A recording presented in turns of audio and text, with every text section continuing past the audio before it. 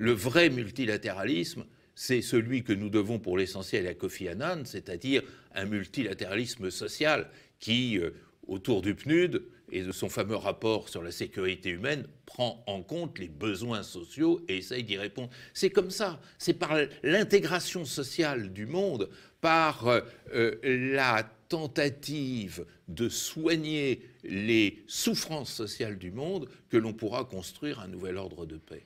Mais le problème avec l'affaiblissement du Conseil de sécurité, c'est qu'il ne peut pas y avoir des guerres éclairs tactiques. Parce que, imaginons qu'il était toujours puissant, la Russie entre en Ukraine, détruit certaines infrastructures, se retire partiellement, et là, la diplomatie entre en jeu parce qu'il y a des résolutions internationales qui encadrent finalement le reste de conflictualité. En l'absence de forces du Conseil de sécurité, on a peur d'une sorte de conflit qui dure et qui vraiment recherche la victoire totale et donc l'écrasement, la barbarie. Oui, mais soyons honnêtes, depuis que le Conseil de sécurité existe, c'est-à-dire depuis 1945, il n'a pu résoudre aucun conflit.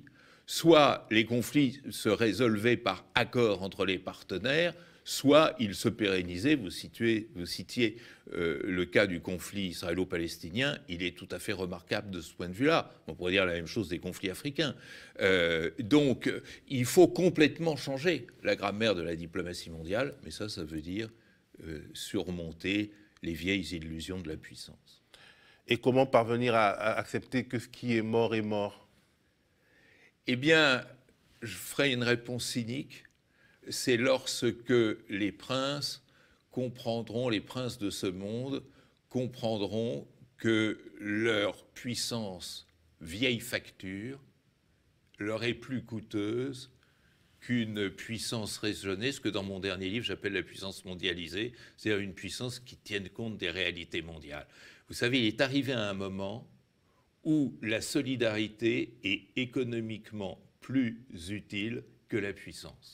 Dernière question, est-ce que la France peut jouer dans ce conflit qui s'annonce la stratégie du non-alignement? Emmanuel Macron a décrit Vladimir Poutine comme parano.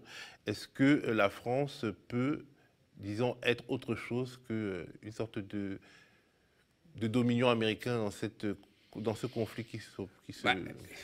Vous savez, certains ont parlé de médiation française. Ça ne pouvait pas être une médiation. Il n'y a pas d'équidistance entre la position française vis-à-vis de Poutine et vis-à-vis de Biden.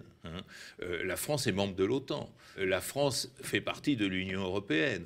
La France a ouvertement déclaré sa solidarité avec l'Ukraine. Et encore ce matin dans un communiqué de l'Élysée. Ce qu'elle peut faire, c'est mettre son histoire, sa diplomatie au service d'une recherche active de nouvelles approches du jeu diplomatique, ce que j'appelais tout à l'heure ce besoin de renouveler la diplomatie mondiale.